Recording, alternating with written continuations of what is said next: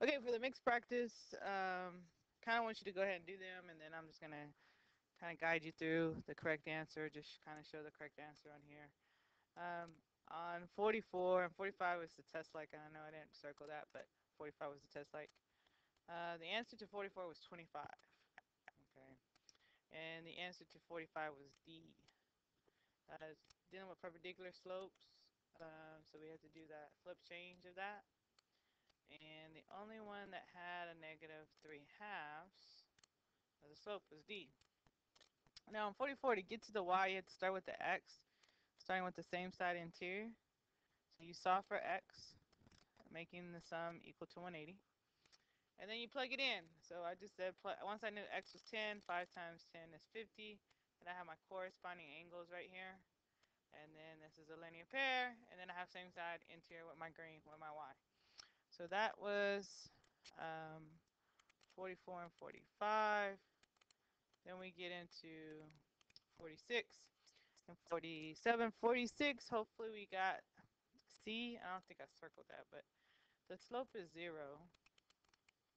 So let me just show you what we did here.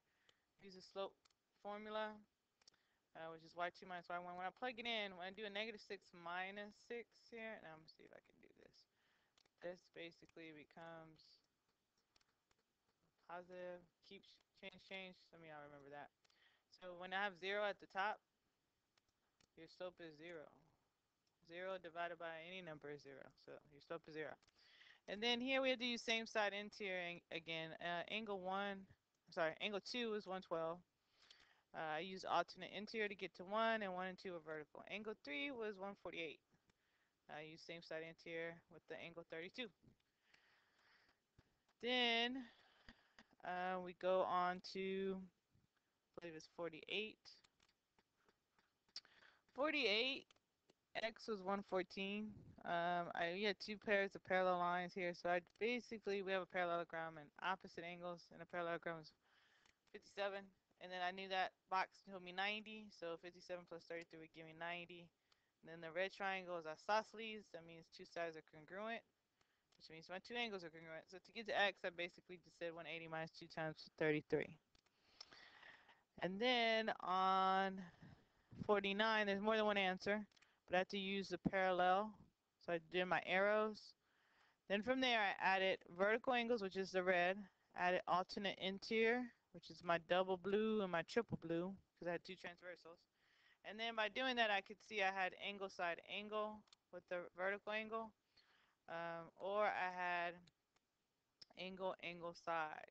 Okay, angle angle side. So there's two answers on 49. 50, you needed to mark the same side, and then you should have saw side angle side. 51, and I know I didn't mark it, so let me do that. We want it parallel, so we need the same slope. I just changed each one into slope intercept form. I know this one doesn't have the x first, but when I divide by 5, I still see it's negative. So 1 and 2 are the same slope. This one is not. 2/3 is not the same as negative 3/5. So our answer was A. All right, and then on 52, we want a vertical line. Vertical line is dealing with x coordinates. There's your x coordinate. The answer is D. X equals a negative 5. Okay. And then we want the best description of the line. So to get that best description, to get that best description, you need it in slope intercept form. So the first one is, even though it's not in standard form, I'm just going to change that so it's y equals negative 2x plus 4.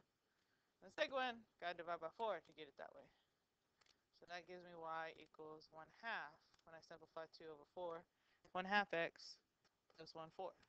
And then I check my slopes. I got a negative 2, and then I got a positive 1/2. Basically, those are opposite reciprocals, the flip change. So the answer is C. So please make sure you look at your old test that's posted up here. Make sure you study. Have any questions? You need additional guess more breakdown. Don't mind. Um, Come and ask questions on Emoto or come see me in the morning. Happy study. Bye. Thanks.